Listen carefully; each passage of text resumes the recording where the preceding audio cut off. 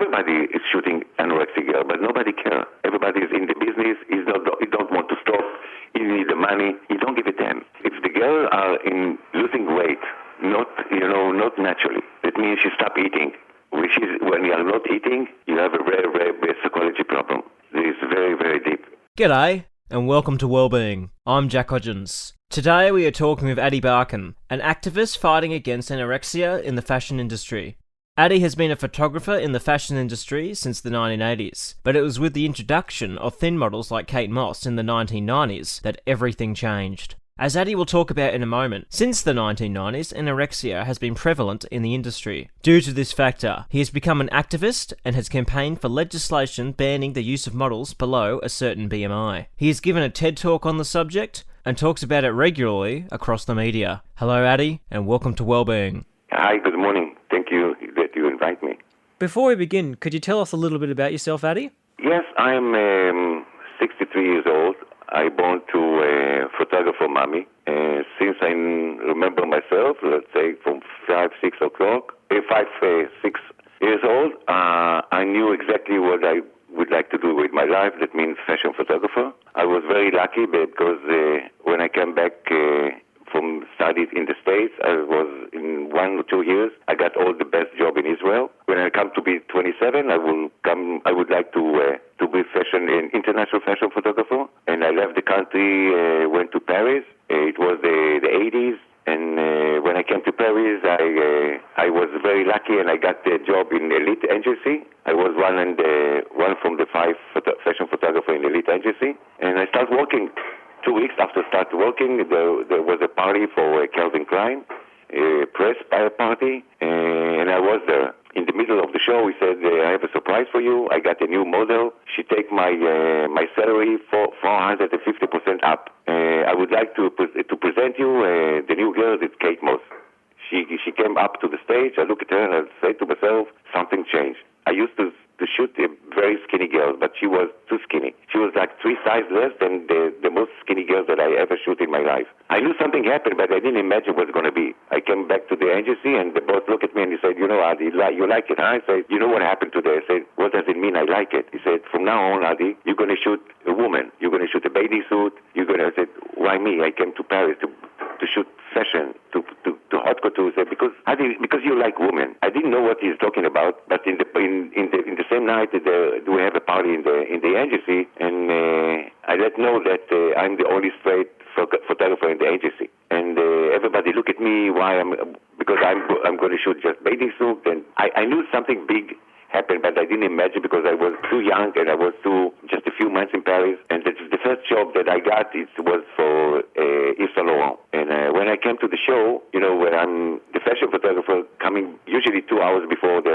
show to shoot the girls, the makeup, how they make the girls before. And when I came to the room, the makeup room, I look at the mirror, I look at the girls, and everybody looks like Kate Moss. Very, very, very skinny. This is the point that I understood. Something happened. This is not just something happened. I mean, something very, very bad happened. Nothing is going to be the same. I think in the beginning of the 90s, this is the first time that I saw anorexic girls and I understood what it is. But it was just, here another one and here another one. In the 1996, I present a girl in Israel. Her name is Sandy Bar. She was very, very small. She was very, very pretty, very, very, very sexy, but she was very, very skinny. And one day she had an audition for bathing suit. She went for the audition, and after she came back, she said she didn't start eating. I mean, she stopped eating. Ask her, what happened, and she said, listen, in the middle of the audition, one of the models came to my body and said, listen, I said, you can't be a star with tires like that. And she, from one sentence, she stopped eating. In the middle of the shooting and the catalog shooting, I got a phone call from psychology. A woman, and she said, Adi, listen, I'm trying to fix the anorexic girl. She's in a bad situation. But when she woke up in the morning, she said, take me to Adi Barkan. He will tell you that if I want to be a model, I have to be in this size. She was 175 centimeter and 32 kilo. I said, no way. I mean, I saw a very, very skinny girl, but this is not skinny girl this size.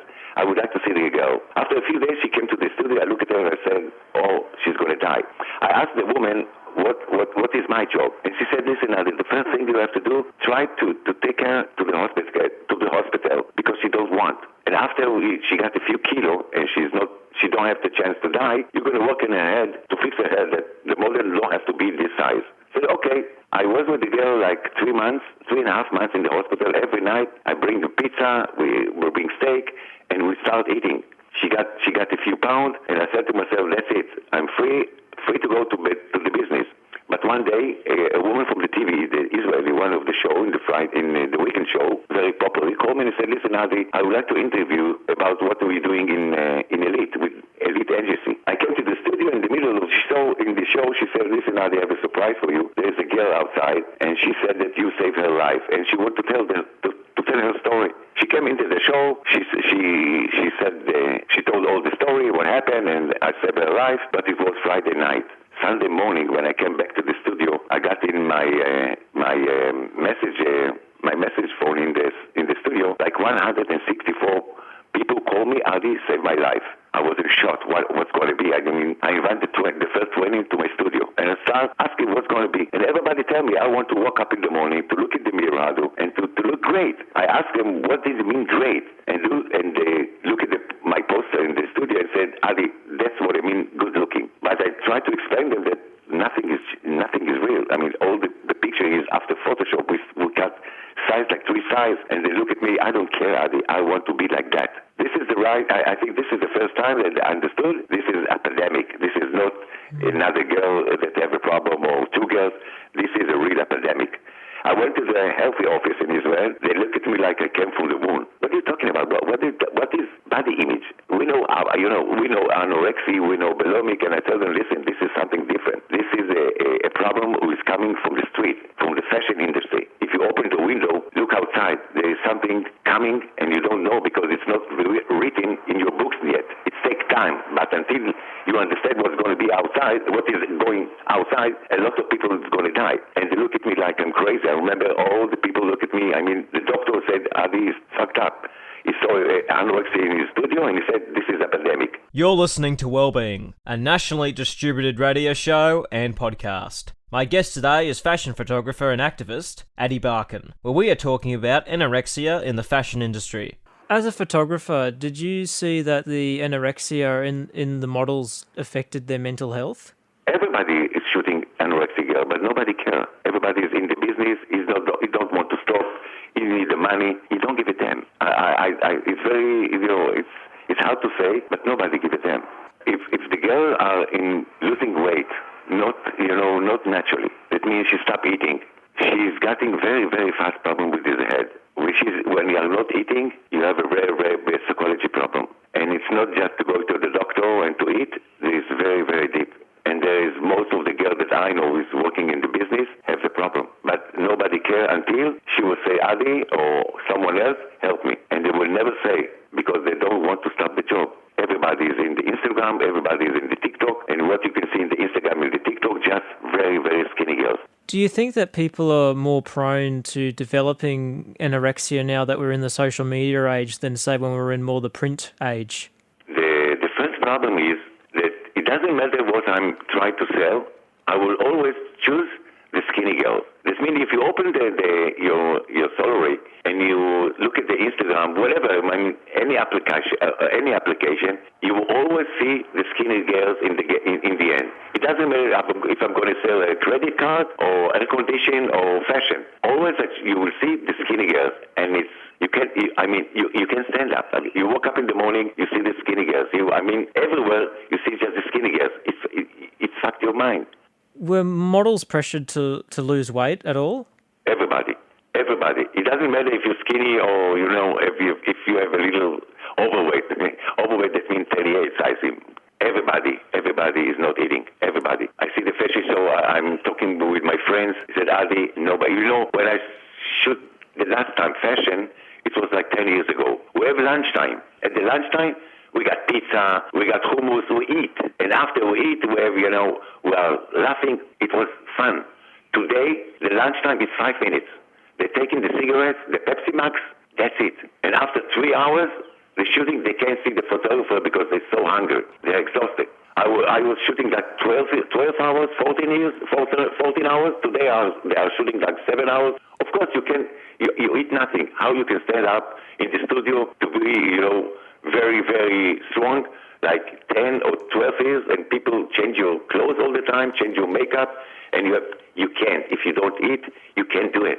Why do you think people are more drawn to being skinny or have an obsession with being skinny in like wider society?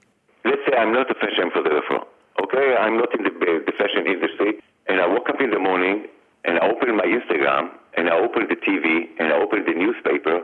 I will never see someone who is not very, very skinny. And it takes time, but after a few months, you look at the mirror and you feel that you are not good enough. No, what I'm going to do with that? I'm going to the diet, to go to make sport. I want to do it fast. I want to put my bathing suit and go to the beach. I can't go like that. If I'm not too skinny, I'm not going to the beach. I'm not going with my friends to the restaurant. I'm not eating my sandwich in the school because the boys look at me. Everything is coming from the same place, the fashion industry. The fashion industry decides for our children and for ourselves if we're going to wake up in the morning and smile for the mirror or feel bad.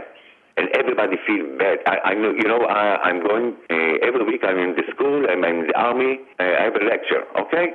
And I ask the people, who is waking up in the morning, look at the mirror and say to myself, I'm okay. 15 years ago, it was like 87% from the boys, 75% from the girls. Today, it's 56% from the boys and 13% from the girls. Half of the girls who like themselves, they would like to change at least one thing: the legs, the stomach, the hands. If the child is 14 years old and he don't like himself, he's not eating, how he can study? And what is the worst is, a few months ago, one of the girls were, it was very, very bad. And the second question that I asked, who is eating breakfast? They look at me like, what are you talking about? Who is eating breakfast? So one of the girls wanted to ask me something and said, Adi, listen, I'm usually not eating breakfast, but I'm coming starving in the lunchtime. And I want to eat my schnitzel, what my mother make me in the morning. I put the schnitzel in the microwave to make it hot. Before the schnitzel is ready, my mother, she's coming, from where, Adi? From the boutique of Castro. Castro is one of the name of the fashion clothes in Israel.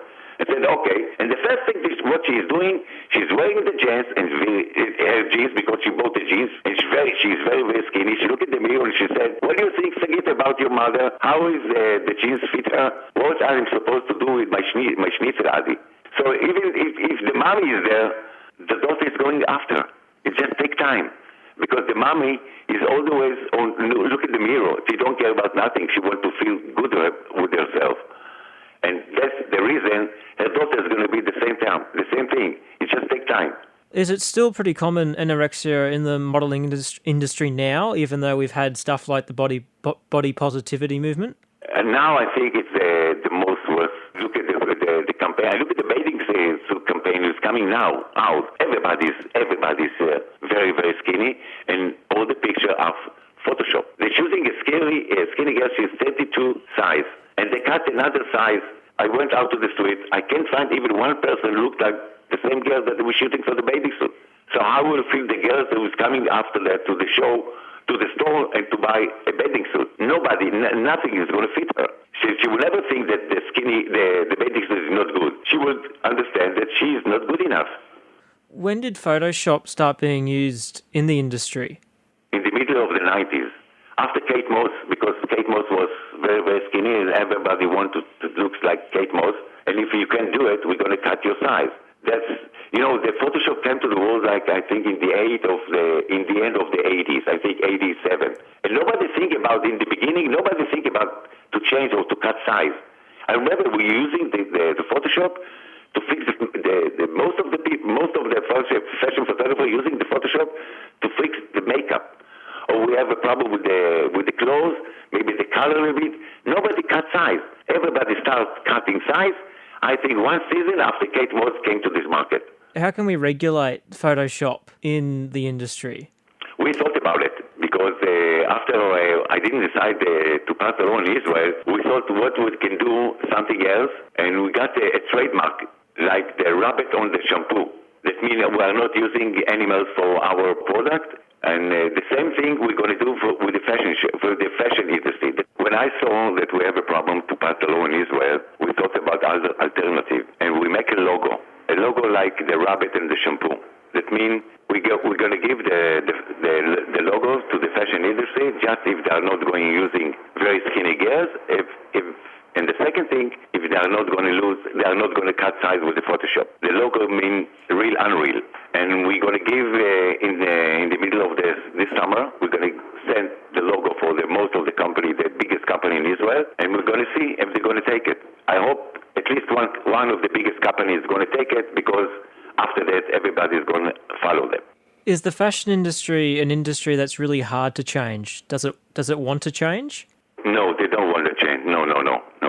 Because the only change the change we're going to do is the opposite to what the fashion styling think about how you have to look. And I tried to talk to them. We never speak the same language. We can't. I mean, it's over. I mean, you can't do nothing about it. Just if you put the law that means if you are not going with the law, you're going to pay money. This is the only reason, the only chance if something is going to change, is just if they're going to pay money, they're not going with the law. This is the only chance to change something. We try everything. Believe me, I was everywhere. I spoke with all the biggest company. Nothing. They tell me, Adi, we are selling. Why to change? And I try to explain to you why they are selling. They don't care. Until we have money every month, Adi, we are not going to change. So we have to make them a little bit problem to get the salary down. They're going to change. Until then, nothing is going to change. You're listening to Wellbeing, a nationally distributed radio show and podcast. My guest today is fashion photographer and activist Adi Barkan, where we are talking about anorexia in the fashion industry. Has the body positivity movement been helpful at all to overall in the industry? You know, it's good for the PR, but it's not really change. If you need to make a PR, you're going to say just for the media, listen, I'm going to change, I'm going to take girls that are not very skinny, and for the show, they're going to choose another two or three models that are not too skinny. It's just for the show, it's just for the PR, because after that, in the showroom, you're going to see just very, very skinny girls. The first time that I'm going to see in the showroom, girls, I mean like 3 different girls in 3 different sizes, this is the first minute I'm going to say something changed. Until then, it's just for the PR. Do models have a responsibility also to showcase good body image habits?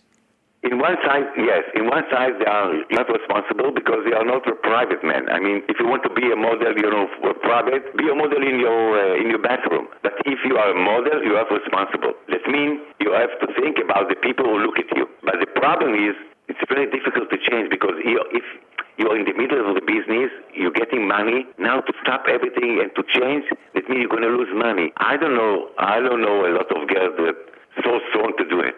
The fashion industry is too strong to do it. You can't change. Does the fashion industry really have a responsibility to start taking on some of the things like getting greater sense of body image within the industry? The only fashion industry has to do it because it's our problem. We make the problem. Nobody do it before us. Nobody knew what we're going to do. We took the Photoshop. It's like a gun in your hand. And when you cut 2 sides, it's like you shoot with your gun. And nobody understands. I don't want to say nobody. Most of the people don't understand what I'm talking about. You know, you have a problem with this girl. She was like 15 years old. He said, Adi, what is the problem? She just has to eat. Like, take a bite and everything is okay. And I said, listen, father, if I'm going to tell you, go to the roof and come down from the 15th floor, you're going to do it? He said, no, you crazy? I said, this is the same thing what your daughter feels when you tell her, take a bite from the sandwich. And he looked at me and said, Adi, I can't understand. I said, I know. Someone straight never understand if you are not in. And the people just now start to understand what we're talking about. 10 or 15 years ago, they said, oh, it's my daughter, she's crazy. He said, no, it's not crazy. It's something else. What would be the take-home from this interview you'd want people to remember the most? That when you wake up in the morning, you look at the mirror, you have to understand it's very bad to say, but this is the only real thing that you're going to see in the same day. You leave the house, You're going to walk in the way you see the poster outside, everything is Photoshop. You stop in the store just to buy something to drink. All the cover of the magazine is Photoshop. How you can feel good with yourself? So at least you understand that nothing real. Like yourself, smile with yourself, because nobody wants that you be happy. Because if you're not happy, it's very easy for me to sell you. Just think, if all the people wake up in the morning, look in the mirror and say, oh, I looks great. How many companies going to break down? Well, thank you for making the time to talk with us today, Adi. Thank you very much. I'm sorry about my English, but I hope you understand a little bit. My guest today was Adi Barkan, an activist fighting against anorexia in the fashion industry. Tune in next week where we begin talking about the anorexia recovery sector with experts in the field. And if you like this content, check out the Wellbeing podcast for more. Thank you for listening. I'm Jack Hodgins, and all of us at Wellbeing wish you well.